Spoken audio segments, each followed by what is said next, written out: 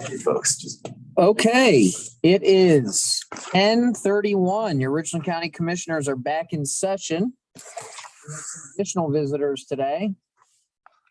Archie from WMFD has joined us. It must be a big deal when Chris Harris comes to town. Batman and Robin still on the other line.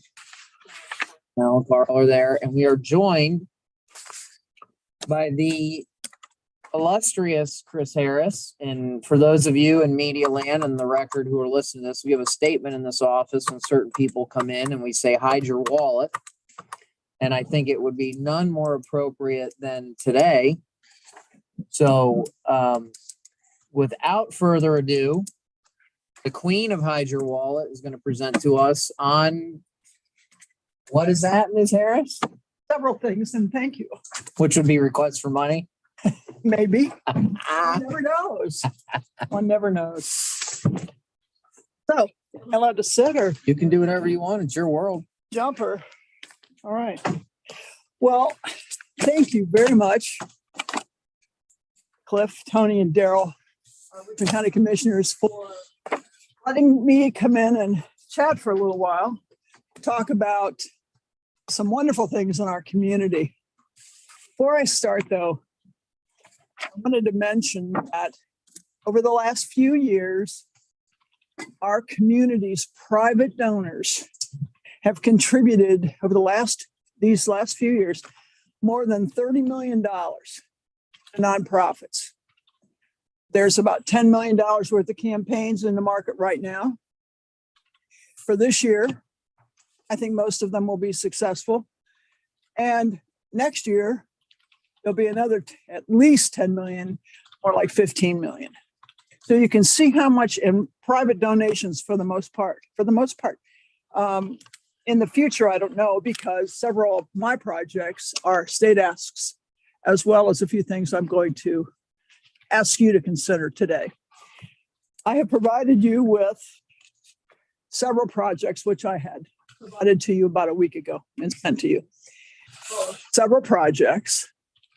The Ohio Bird Sanctuary, the new arena campaign for the Richland County Fairgrounds, and the Community Park for All campaign, which we haven't announced yet, but I think we're about to.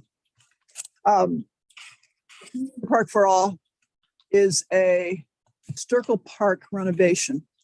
But before I start with that, I wanted to again promote our private donors in our community. They've had a huge impact on our standard of living, community culture, the arts, performing arts, in all measures, education, and all measures of being for us in our community. I'm representing several nonprofits present today, including the Mansfield Arts Center, which I'm not going to talk about too much because we've already achieved greatness over there with our $3 million project, and that is going very, very well. But I would like to talk first about the Ohio Bird Sanctuary. The Ohio Bird Sanctuary kicked off its campaign in August. It's a $3 million campaign. The primary projects. One of them is the renovation of the visitor center. As you all know, you all have contributed to this personally, which I greatly appreciate. And the visitor center is one piece, the education center another. But the piece of it that's near and dear to my heart and many hearts, is the new accessible walkway through the woods to a 2-level overlook over the marsh. This piece is something that is going to be very expensive. It'll be $500,000 to $700,000, we believe. We have, as you know, we're about mid-stride. We've raised about $1.5 million. We have about $1.1 million pending. I'm anticipating a significant grant from the state. What I want to mention to you all today is we're going to do all these wonderful things at the Ohio Bird Sanctuary. Wonderful things, because we're growing so much there. We anticipate the growth between 30,000 and 60,000 over the next 2 years. This is annual visitors, people coming from outside of our area, about 40%, outside of state, 10%. So you see what we have. We have a huge tourist draw here and a lot of economic impact for our community, which is something I'm very much all about. We do all this for the Ohio Bird Sanctuary, community donors and others. What we really need is communications assistance, broadband expansion. This is what we need to not only enhance our communications internally and externally with internet access. Sorry. Speaking of communications, my apologies. When my phone rings, you know what happens. They also want you to get. Okay, thank you. Sorry about that. It's our understanding that the worst part about this is the security. We can't get the appropriate security for our Ohio Bird Sanctuary Nature Preserve without having effective, upgraded fiber communications, internet access to our area. And I've had some conversations with Gail. Right.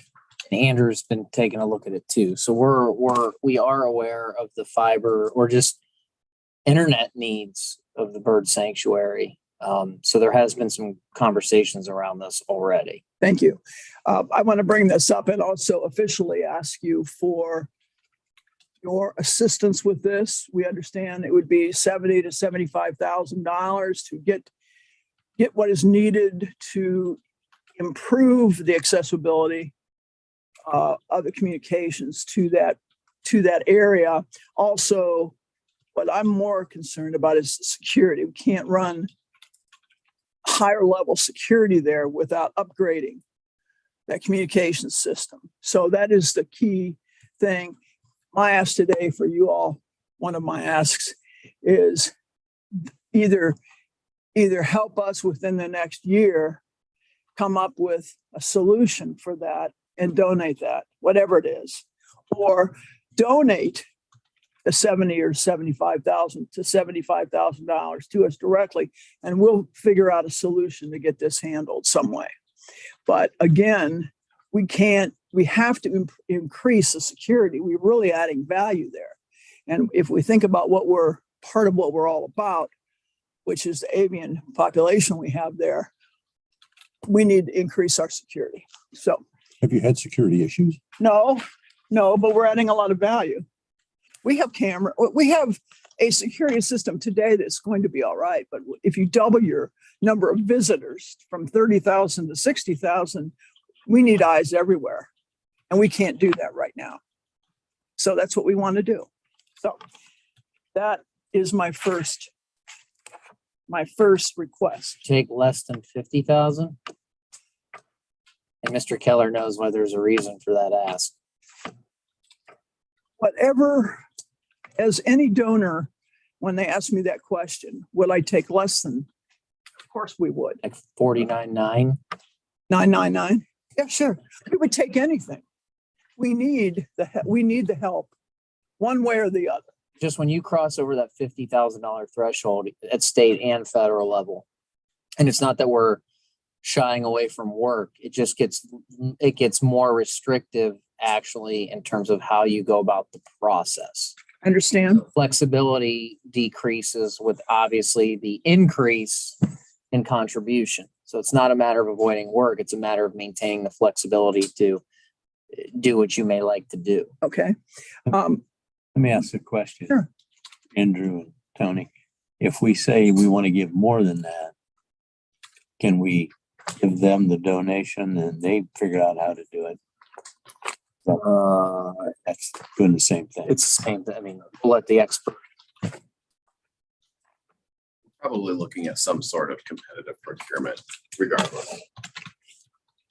But there's a path. So this is possible. It's possible. Is there anything that I need to do? Not at this time. Andrew's been, like I said, there's been a snag, although this is a little different than what we're going through on the Broadband Ohio piece, because this would be an individual project. But the broadband part of the Rescue Plan Act has not been as clean as other parts, Okay, for a myriad of reasons. So, yes, it's possible.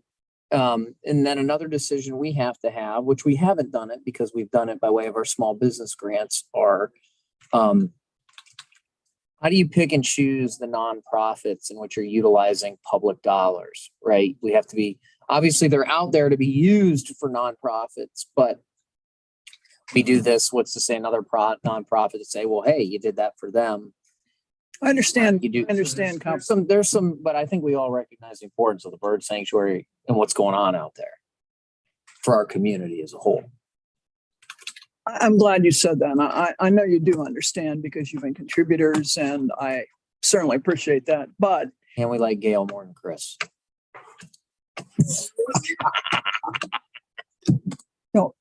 don't use that. No, please. Being very bad. Okay. That is, my request is to help us find a solution within the next year because we're going to be fully rolling by then, I believe. Construction will begin with the money we've got, with the money we believe will be coming in. We will be in full construction mode by the fall. And we really would like to have to get our plan in place so that we can roll that out. We can't do one without the other. Okay. The arena campaign for the Richland County Fairgrounds.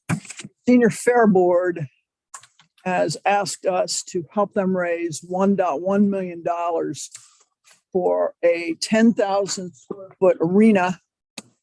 This arena would double the size of the old one that is used now. It would be safer. It would be handicapped accessible for all. And it would be, as it's double the size, it would have 2 rings instead of 1. It would provide 2 things going on at the same time and provide tremendous revenue opportunities for the fairgrounds. I love projects like this myself. They're really looking for the future and how they can raise more money and how they can bring in more money. And that is a really good sign of an organization that is working hard to try to figure it out in this world. And this is what they are doing. So I'm very pleased with this. It's a small campaign. And honestly, we usually don't do the smaller campaigns. But we decided to take this on because we really liked it. We really liked the opportunity to grow. And it's something that we haven't done. We haven't done anything for or with the fairgrounds. And we wanted to give this a try. This will be the first time that the fairgrounds goes out, other than for sponsorships. This will be the first time that they're going out to private donors, to the bigger private donors and a lot of donors, because we're going to do what we normally do, is promote this and encourage all the community. Again, this is the kinds of projects I do for all the community, not just certain sections, for all of us who attend the fair, who take services, use services from nonprofits and so forth. So then I would ask you to help us with this. We're going to the state, as you know, for $400,000 of this 1.1 million, 400,000. I don't know what the state's biennial capital budget will look like, but I'm hopeful that we will get a nice grant from the state that we can work with to help us with this project. So I would ask you for $50,000 because it's my understanding that you can provide that according to your handbook. You can provide $50,000 for construction of something major, and that's what this is. If we are going to private donors, we're going to the community for funds, we're going to the state for funds, and we should go to the people that actually own the property, which is Richland County. There's one caveat there with that statement. Well, the building may be titled in the commissioner's name.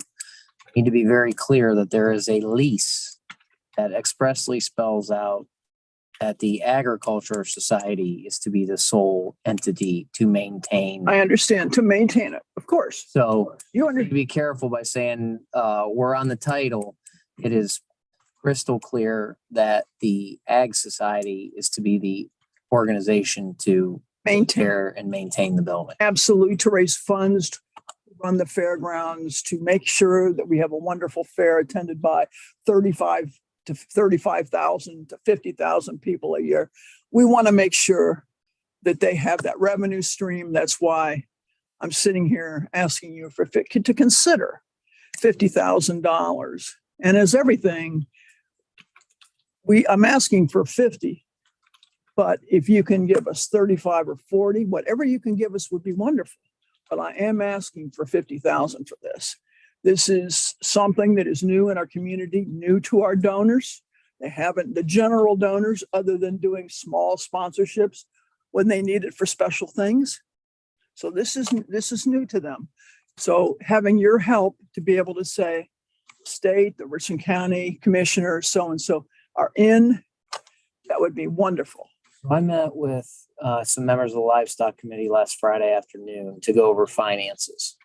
I think it's pretty obvious that next to the engineer, that the fair or the Ag Society lost a significant amount of money in 2020 because events were shut down. No fairs, only had a junior fair.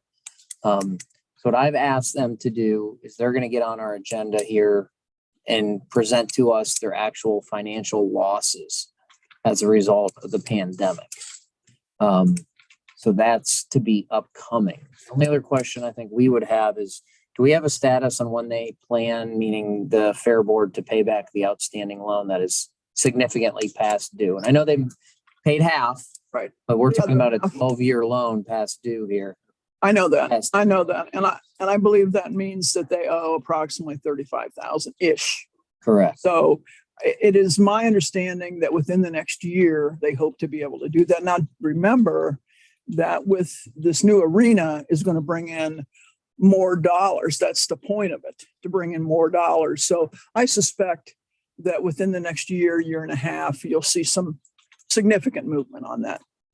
I think I attended the last Fair Board meeting, I know you did. and we are dealing with the Fair Board. Right. And that should be clear too. And I believe they said they would have it paid by the end of the year. That's what I've been told, but I wanted to thank you for. Well, just as counterintuitive to say, here's money when a party still owes you money, right? So I think from the optics and I think it's important that gets paid off. I understand, but it goes around the other way. We want to give them the opportunity to make more money so that they can do that. They're in pretty good shape financially, but do you know what date they're coming in? I'm gonna, after this meeting, we'll get with Jim Schaub, like Daryl says, we go through the Fair Board. Jim Schaub is the president of the Fair Board. You have the Livestock Committee and the Fair Board. Stan? I mean, granted, this is a Livestock Committee project, but then the Fair Board themselves had a pretty substantial ask for just routine maintenance. And so I think we need to I heard. understand what the asks are from both parties, make sure Livestock Committee and Fair Board are aligned. But we do know they looking at their finances, they probably lost about $430,000, give or take, in revenue. Yes, in 2020. So, significant. ARPA exists for revenue loss. I won't speak for the other two. I mean, that's something I would be interested in, but there needs to be a presentation on what was lost and what the actual asks are with both of them together. Okay, The money back. I understand what you're saying. And I know about the other. Again, if they, and there is also some discussion on a financial plan, if they have an expert help them with some financial planning, to put them on say a 10-year plan on ticking these big capital projects off beyond this one, the new revenue coming in, getting past COVID, all of that will help. So that is my request to you all. And if you'd let me know what process, if there's any additional process that I need to go through to obtain that. I'm going to make an announcement after the next one. After this next Community Park for All discussion, I'm going to make an announcement of something that you might not be fully aware of. Community, Heads up, we have a viewing at 11:30 at Possum Run Road. 20 minutes, Okay. 20. You have a, We have to go to Possum Run 11:30. okay. Okay, you have to be there. Yeah. Okay, no problem. The Community Park for All, no rush. The Community Park for All is a spectacular addition for Mansfield in our whole community. It is an accessible playground. And one of the negatives that I've heard is, oh my gosh, that's a lot of money, $5 million project at the old Sturkle Park. That's a lot of money for playground equipment, swings, and so forth. It is not that at all. These are high-end pieces of equipment plus a huge 5-zone plan that will accommodate any child or adult who has any kind of disability and can participate. Instead of standing and watching play, they can actually play with other children. And if there's one thing more important than to say that, that is what I have to say on it.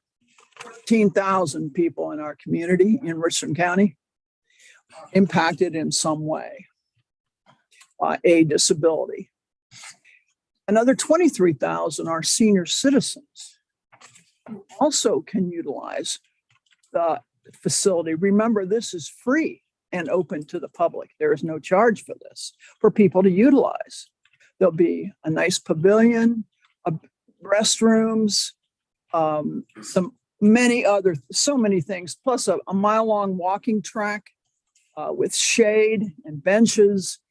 It'll be a beautiful piece when it gets done. This summer, we have already raised $600,000, and we have significant ask to the state of Ohio, $1 million. We are going to get started this summer, and we will have an event there in August with an update. In the meantime, for this campaign, I'm starting slow, and we're talking to donors who have made significant contributions in our market. We are anticipating a positive result at some level on our $1 million ask to the state. We don't know what that will be, but I think it will be something, and we look forward to working on that. I want to read you. Should we real quick? So should we wish to contribute Rescue Plan Act dollars? That's not as simple. Because straight contributions for parks are not permitted, with a caveat that they can be for disproportionately impacted individuals. So this isn't simply a matter of, oh, well, we have less than 23.4 now, but Mr. Keller would have to probably have some conversations with you on location and. Okay, whatever we can do, because my ask of you all is $500,000 for this project. Remember when I said hide your wallets? Um, Mine locked up now. Mine's a Park National Bank safe, and I think she can crack the combination. So you never know. You never. $500,000, huh? Yeah, that's my ask. But let Ask you this. yes. Now, I know the city is contributing in terms of some labor, Significantly. et cetera, et cetera. But I will say this, this will be the city's park. So has there been an ask? Charge. Yes. Has there been a formal ask for a dollar contribution? Yes. Oh, and what is Yeah. that ask? 700,000. Have you got an answer on that? No. I don't have an answer from you all either. What's the first time you're coming? Well, that's right. No, I believe the funds from the city will help us pay for the restrooms, all the utilities, and the city is going to do all the cleanup. The city tried about 7 years ago to work on that park. And then I was on city council at that time. there you go. Yeah, I mean, they weren't able to finish it. And the neighborhoods in that area were very unhappy about that. Now we're working with the neighborhoods. We will work with many. We have a huge committee of people. This is a full community project. Even though this will be a city park. You know, it is going to be maintained. You understand this. It's going to be maintained by the city. It actually is owned by the Sturkle Trust. The land is owned by the Sturkle Trust. Right, but it will fall under the auspices of the Yes, parks. yes, they must maintain it. That is why we would like to get that 5 million so we can have a nest egg of funding in case something breaks or whatever. We also need to have some pretty strong maintenance there and security, another security thing.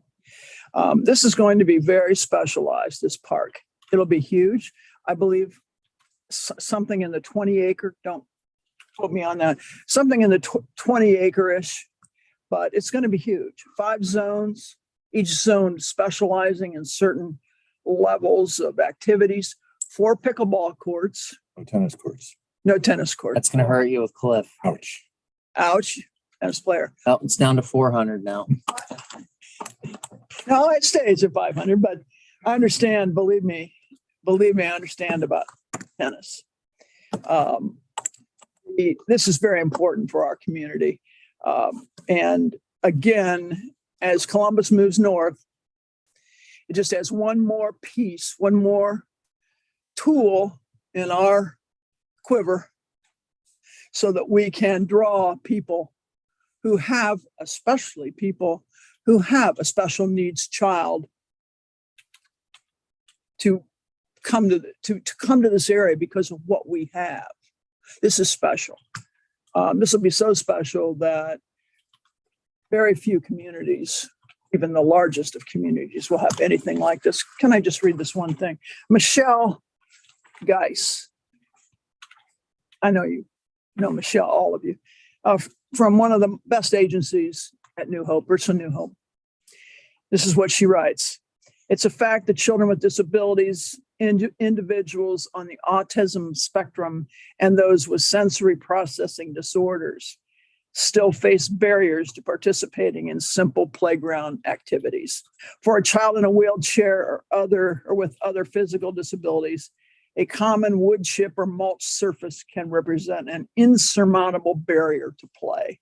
Many other children have emotional or physical disabilities that can't be easily recognized. These disabilities impact individual lives to the point where these children are often unable or greatly struggle to enjoy basic activities, such as visiting a local park.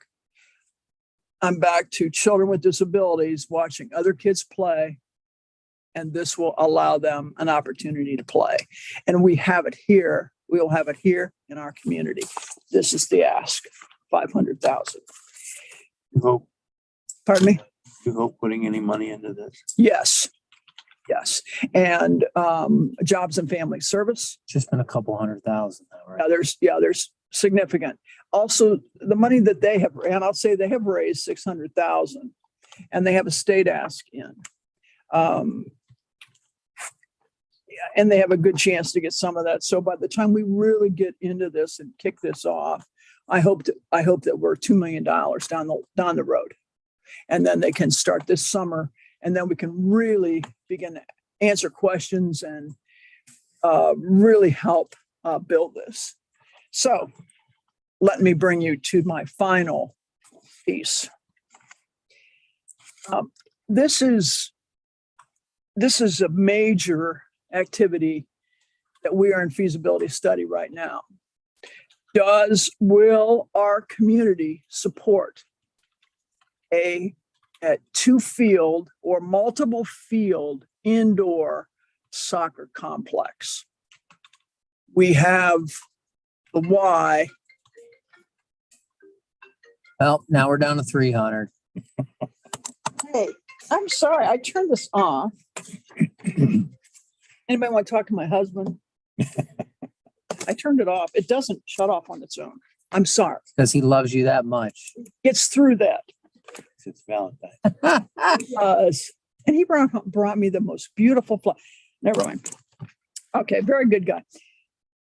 This multi-field indoor soccer complex, having it here, in Wilson County, will enable children, the hundreds of children that go to Lodi and Columbus. It will enable them to play their tournaments and do their training and have their soccer games right here in Richland County. But more important, much more important to that is the opportunity we have if we are able, if the feasibility study we're doing right now, conducting now, if it shows we can go forward with this, and we'll know that by midsummer, then I believe this will be a huge, significant Back location, yeah. economic development tool. I will tell you, Lee Tassif is very excited about this opportunity because we will get Columbus and Cleveland tournaments right in the middle. This will really utilize what we have. To your point, one of the pieces in the feasibility study is we're asking, where do you think the best location is?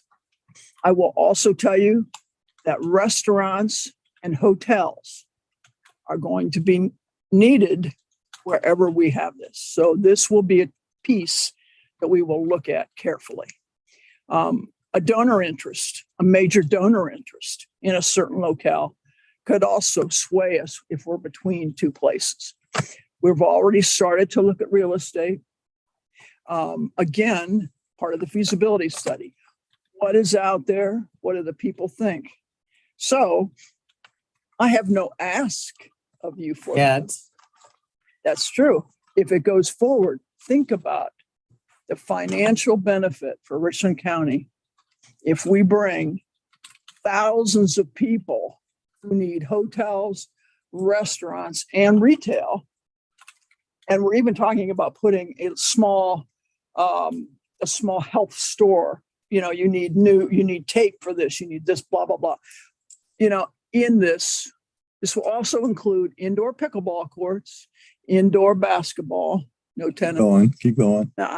And we also would like to put a couple outside. So, but these are the things that we are talking about. If you can picture this, it would have a basketball court, a huge, of course, all indoor walking trail path around these huge fields. It's 100,000 square feet. so real quick, because we do have to go. I know that We have an estimated cost for this. I mean, I think we all agree this has been talked about for years. So that's, 9 to 10 million. and then the next question, which is often the most important question that no one thinks about, who would run the complex? Why? This is the why. The YMCA of North Central Ohio. This is a why project. And thank you for asking that. They would maintain and manage the complex. And the why is thrilled, very excited to be the one that finally in this community has stepped up to offer this as an opportunity for us as a community to really pull more people in. It's something like this is just big, and we won't know how big. We have a soccer expert on our task force, and Can I ask who that is? Yeah, who's the soccer expert? thank you for asking that. His name is Kevin Vogelsong? Soccer. He has at home. Is his last name Vogelsong? I'm not sure. He does soccer full time. It has to be. I know him. Okay. Played at Lexington and I Yes. soccer. Lexington, yeah. And he is taking people to various sites. We're reviewing Lodi and Columbus. Pittsburgh has just built or is building or has built an enormous facility. Go to Grand Park north of Indianapolis. Okay. Lots of things to learn there. Consider Fogelsong an expert. That'll hurt you. Yeah, I've looked at that location. It's huge for the economics in that area. It's in, and that's what I honestly, Had a number of residents ask me when something like that's coming for years. it's coming. We hope it's coming. Again, feasibility, part of the feasibility is whether the donors can contribute to it. So that is what I have today. Feasibility will be done by the end of the summer. At that point, I'd like to wander in again and talk to you a little bit more serious about this and tell you what direction we're heading. Right now, I'm feeling really positive about a move forward on this, but there could be, I have to gauge donor interest and so forth. That's a big project. It's a huge project. It's as much as Kingwood Center at 10 or 11 million. All of that we did. So, or that my group did not do, but they did. So somebody else did it. But this is a huge thing. And I'd like us to think about it. I'm also, the only charge I would have to you. Chris, we do All have. right, I know. The only charge I would have to you guys is to offer your feedback. And you know how to get a hold of me. So offer your feedback. I appreciate your spending time with me today. Thank you. And sorry, I've run a little bit long. Al and Carl, due to the sake of time, are you guys able to contact Chris offline with your questions? Because we really do have to recess and get moving out to that view. Yep. Yeah, I could if I have to. The other thing, she gave you some background information. If I could have a copy of that, I'd appreciate it. That's Al Lawrence. Al, can you Al, know how to get a hold of Al, Chris? Al, would you give me your phone number, please? I'll call you. Okay, it's my cell phone, 419-651-6564. Okay, is that Hunnell on the Hunnell? Yes, yes, ma'am. Okay, I can get a hold of Carl. So I'll send some information that I provided, okay? Sounds good. Thank you. Thanks. We're going to recess as we move to Possum Run for a view. And then we will come back in session at 1 o'clock. We're pretty much in session all day.